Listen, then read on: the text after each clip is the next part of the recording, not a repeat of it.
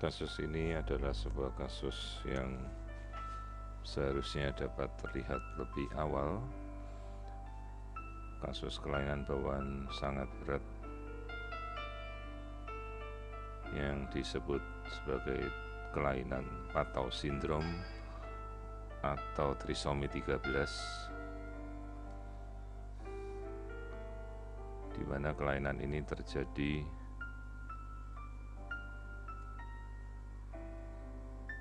merata pada hampir seluruh kondisi janin, di mana kita bisa melihat bentuk wajah yang tidak sempurna, tidak tampak bagian dari tulang hidungnya, absen, bentuk hidung tidak terbentuk, dan bagian bibir yang bercelah.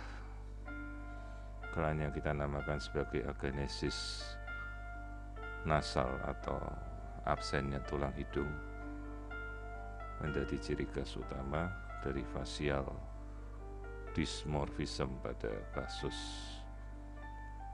yang kita katakan sebagai Patau Sindrom atau kelainan trisomi 13.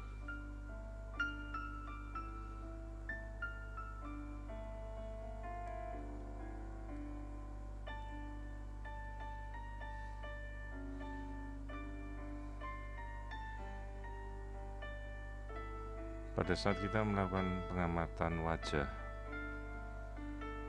apabila kita melakukan secara teliti, kita bisa melihat bahwa tulang hidung menjadi bagian dari pemeriksaan wajib pada trimester pertama. Dengan sendirinya kelainan seperti ini tidak akan terlewatkan apabila kita mengamati tulang hidung secara rutin. Di sini kita melihat ada suatu bentuk wajah yang sangat-sangat tidak normal, yang kita sebagai orang awam mungkin juga bisa melihat bentuk wajah seperti ini jelas bukan suatu kondisi yang normal. Sementara bagian telinga terlihat lebih rendah daripada struktur garis yang menghubungkan sudut mata dan bagian belakang, yang kita kenal sebagai low ear set.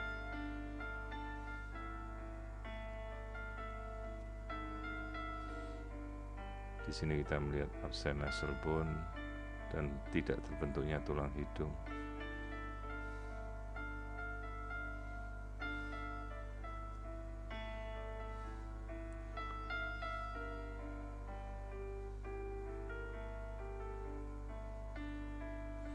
Pergerakan janin sendiri tampak aktif.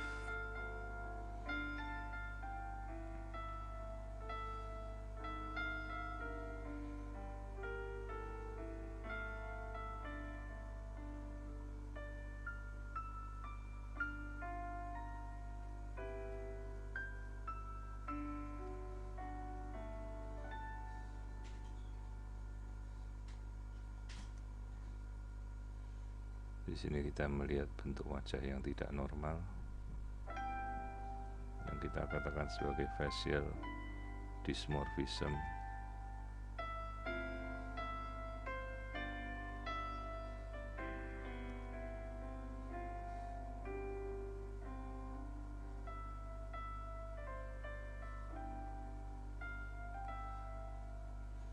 Ini ada posisi dari daun telinga yang terlihat rendah atau kita kenal sebagai low ear set.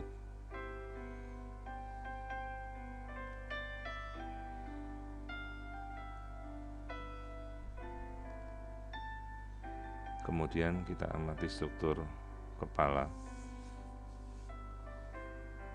Pada saat kelainan ini ditemukan, dicurigai bahwa struktur kepala yang terbentuk adalah kecil, artinya ukurannya jauh di bawah ukuran standar normal.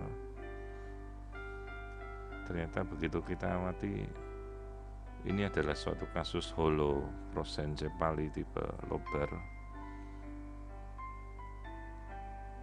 merupakan kelainan bawaan kepala struktur otak yang berat, sehingga bentuk kepala atau otak ini tidak terbentuk dengan sempurna. Dan ini bukan suatu kelainan yang bisa direkonstruksi.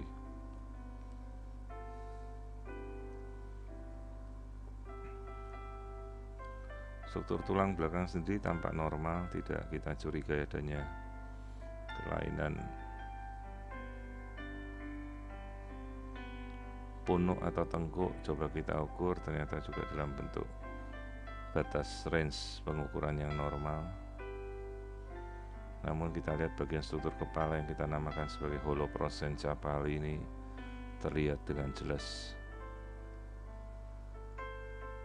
Ini struktur talamus tersisa di bagian tengah dengan struktur lain cerebellum yang tidak terbentuk, dan jarak kedua bola mata yang kita katakan hipotelorism, artinya nyaris berdekatan menyatu di bagian tengah. Ini adalah kasus jadi trisomi 13 atau sindrom dengan holoprosencephaly dan kelainan wajah yang cukup berat. Kembali kita lihat, ini adalah cleft lip yang mengenai janin sampai masuk ke dalam langit-langitnya. Terlihat seolah-olah bola mata menonjol dikarenakan tulang hidung dan formasi hidung ini tidak terbentuk. Jadi kelainan kita namakan sebagai facial dysmorphic dengan cleft lip bilateral.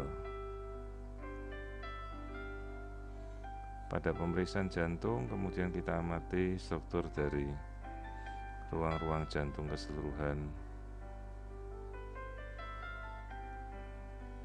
Di sini kita melihat adanya kelainan yang mengarah pada ventricle septal defect.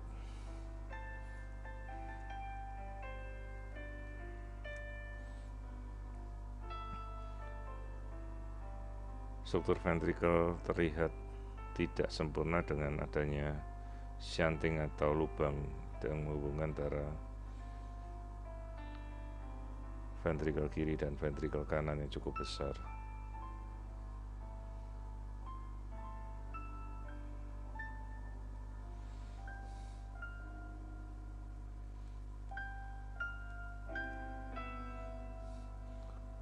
Struktur lambung dan kandung kencing sendiri tampak normal, tidak ada kelainan.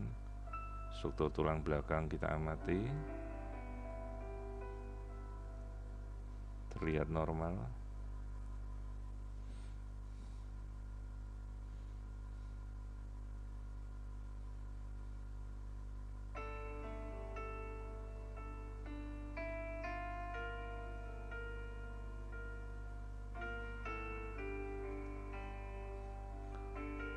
Kemudian kita lakukan pengukuran pada jarak kedua bola mata yang terlihat sangat dekat atau berdekatan. Seharusnya jarak sebuah bola mata ini masuk sebagai bagian tengahnya sebagai satu bola mata, ternyata jaraknya berdekatan. Yang kita katakan struktur hipotelorism.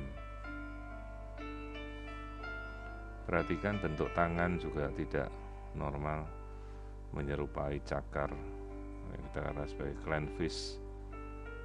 Tangan itu tidak bisa membuka sempurna jari-jarinya, cenderung menyerupai bentuk bercakar.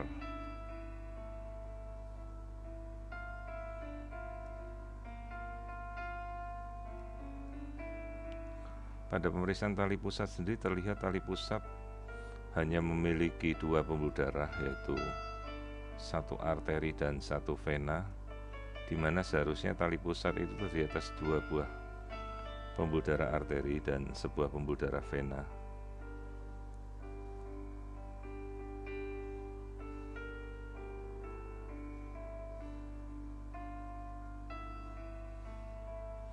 Kelainan yang kita namakan sebagai single umbilical artery ini menjadi bagian dari sebuah kelainan sindrom Patau.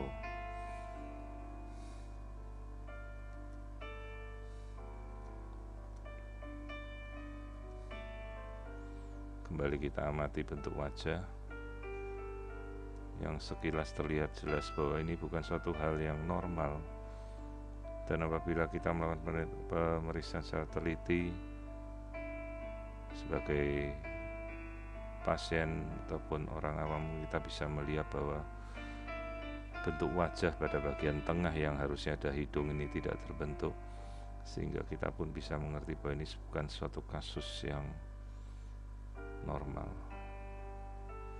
kasus yang kita namakan sebagai Patau Syndrome atau trisomi 13, merupakan kelainan bentuk anatomi yang sangat berat dan sifatnya letal atau mematikan, kasus yang kemungkinan tidak dapat terus sebagai suatu kehamilan yang berjalan dengan normal.